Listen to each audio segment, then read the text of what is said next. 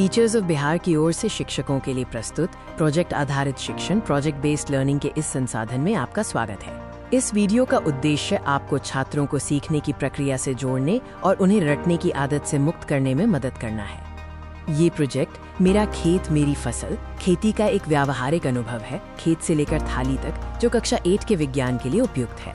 इस प्रोजेक्ट में क्लास में 5 दिन और होमवर्क के लिए 4 दिन लगने की उम्मीद है। इसमें मुख्य सवाल ये है, क्या हम अपने गांव का एक कृषि मॉडल बना सकते हैं और फसल उगाने के लिए किन चीज़ों की ज़रूरत होती है? ज़रूरी संसाधनों में कंटेनर, DIY उपकरण और मिट्टी, बीज, पानी तथा जैविक कचरे जैसे प्राकृतिक तत्व शामिल हैं। शिक्षकों को सामग्री की पहले से जांच कर लेनी चाहिए और ये सुनिश्चित करना चाहिए कि समूह समावेशी हो।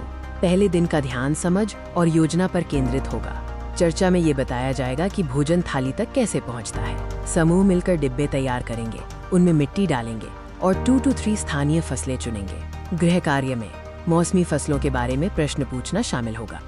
ये स्लाइड फसल के मौसमों का एक संक्षिप्त विवरण देती है। खरीफ जून से सितंबर, रबी अक्टूबर से मार्च और जायद अप्रैल से जून।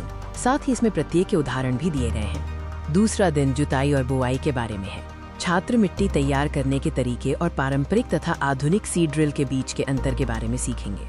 अलग अलग समूह स्थानीय चीजों जैसे कार्डबोर्ड या टूटी हुई कंघी का इस्तेमाल करके अपने खुद के जुताई के औजार डिजाइन करेंगे। तीसरे दिन का मुख्य विषय खाद और उर्वरक तैयार करना है। छात्र एक डिब्बे, फलों के छिलकों, बचे हुए भोजन, मिट्टी और पानी का इस्तेमाल करके कंपोस्ट तैयार करेंगे। इसके साथ ही वे उर्वरकों और खाद के महत्व पर भी चर्चा करेंगे। यहाँ उर्वरक और खाद के बीच एक तुलना दी गई है।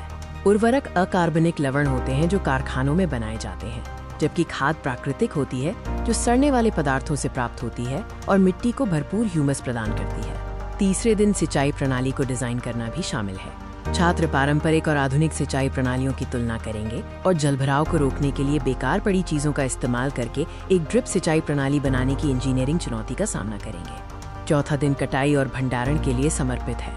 इसमें आप फसल के पकने के विभिन्न चरणों और थ्रेशिंग व उसाई जैसी प्रक्रियाओं के बारे में जानेंगे।